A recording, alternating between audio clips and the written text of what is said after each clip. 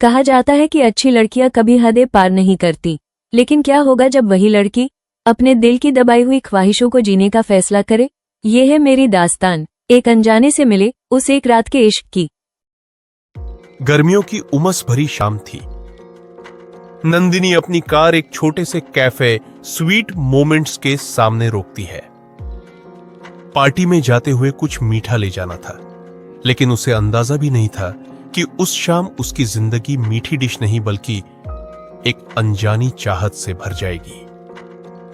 Cafe का दरवाजा खोलते ही ठंडी हवा ने उसे घेर लिया। अंदर स्ट्रॉबेरी, चॉकलेट और कॉफी की महक तैर रही थी।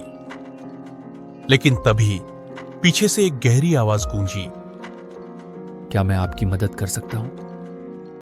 नंदिनी पलटकर देखती है। दरवाजे के पास खड़ा एक लंबा सा नौजवान, नाम था आरव। उसकी नीली आंखों में जैसे कोई जादू था, जो नंदिनी को बांध लेने पर मजबूर कर रहा था। दुकान तो बंद हो चुकी है, लेकिन आपके लिए अभी खुली है। नंदिनी हौले से मुस्कुराई। उसकी आंखें, उसकी आवाज, उसका अंदाज, सब कुछ उसे अजीब सी हलचल से भर रहा था। असल में मुझे पार्टी के लिए कुछ मीठा चाहिए था। तो फिर मेरे पास आपके लिए कुछ खास है। आरव उसे दुकान के अंदर घुमाने लगा। हर शेल्फ पर मिठाइयां हुआ, हर कोने में उसकी मेहनत झलक रही थी। लेकिन नंदिनी का ध्यान बार बार कहीं और अटक रहा था, आरव की निगाहों में।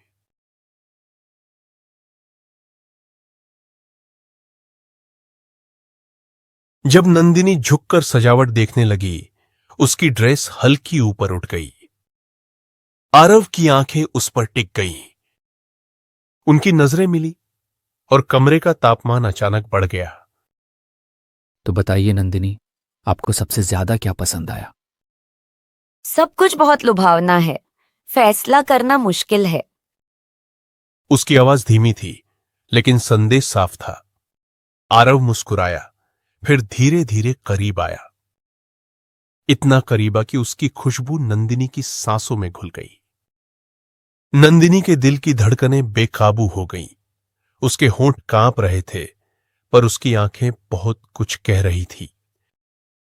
अगर मन करे तो कह दीजिए। नंदिनी की उंगलियां उसकी हथेली में थरथराईं। उसके बदन में जैसे एक बिजली सी दौड़ गई। शायद यही तो मैं चाहती थी। आरव उसे किचन में ले गया। मेज पर ताजा पाई रखी थी।